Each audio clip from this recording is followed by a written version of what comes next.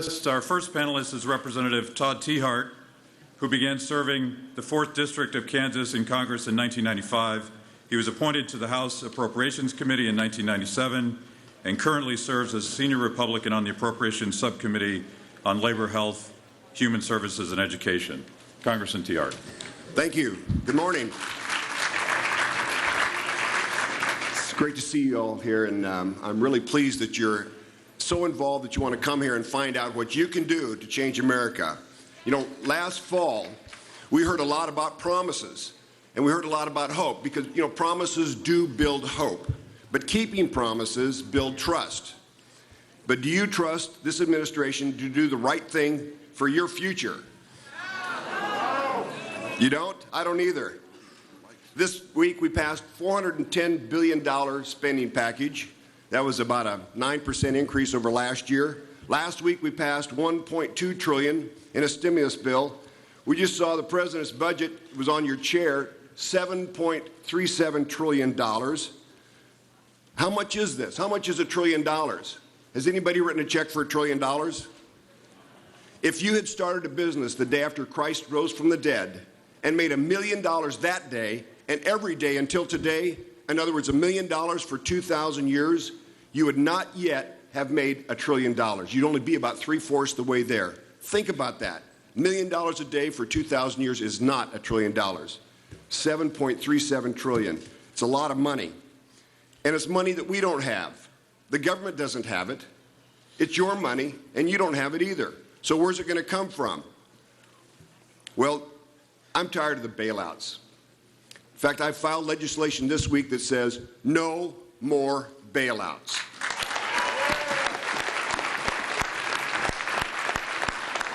Last year should be known as the year of the bailout.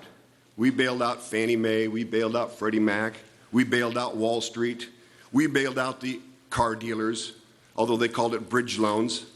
We had TARP 1, Troubled Asset Relief Program, the first round. We have another round brewing right now. But the entities that received that $350 billion on September 2nd were worth $319 billion. Today, they're worth $86 billion, 1/4 of their value after receiving $350 billion of money that we don't have. We're going to have to go out and borrow and get it and pay it back, I mean.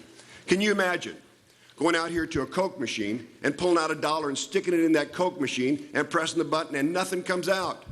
And so you go back to your wallet and you start fishing around and you find another $1 and you stick it in there and you press the button and no more, and another Coke doesn't come out. How long would you repeat that process? Well, in the 1930s, we borrowed money for government programs and it did not work. In the 1970s, we borrowed money for government programs to overcome our recession then, and it did not work. In the 1990s, Japan tried it. They borrowed money, started government programs to overcome their recession. They call it the lost decade, and their average per capita income went from 2nd in the world to 10th in the world. Did not work. And now we're doing it again. We're sticking another $1 in the Coke machine, and we expect a different result. In July, the Dow Jones Industrial Averages was 11,378. Today it's 7,182. It doesn't work. So what should we tell Congress? What should we tell the elected members in your district? No more bailouts. Can I hear it? No more bailouts. No more bailouts. I'm tired of it. It doesn't work. Let's not stick another $1 into the machine. You know what we ought to be doing is strengthening our economy. If you want to help the auto dealers, why don't we give each one of us a $20,000 tax cut to go buy an American-made automobile? You'd go out and buy a car, wouldn't you? I would.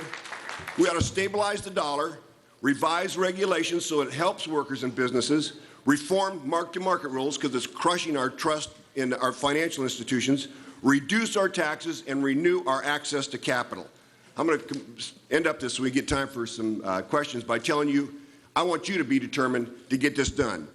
There was a farmer back in the Midwest during the 30s named J.W., and he wasn't a very big man. Even though he was less than 6 foot tall, he probably weighed 135 pounds. And he was typical. He wore a hat, plaid shirt, bib overalls, boots, and long-handled underwear. He bought a brand new threshing machine, and he went out to run it. First time he ran it, it got clogged up. He went around to the back, and tried to pull out the chaff so he could get the wheat through the machine. You know, being from Kansas, we're concerned about that. And it got a hold of his, one of those cogs got a hold of his shirt sleeve and started pulling him into that machine, and he held it back with his hand. And pretty soon it pulled him until it was nothing but his elbow holding him from getting wrapped up in that machine. And then it was his back, and then all of a sudden he was free of that machine. And he was standing there with nothing but his boots and his bib overalls on. And around the cog on that chain was going his plaid shirt and his bib and his long-handled underwear. He was determined not to let that machine get him. And I'm glad he did, because J.W. was my grandfather, and I wouldn't be here today if he hadn't done that. That's how determined I am to stop the bailouts and turn this economy around. I want you to be just as determined. Come to Kansas.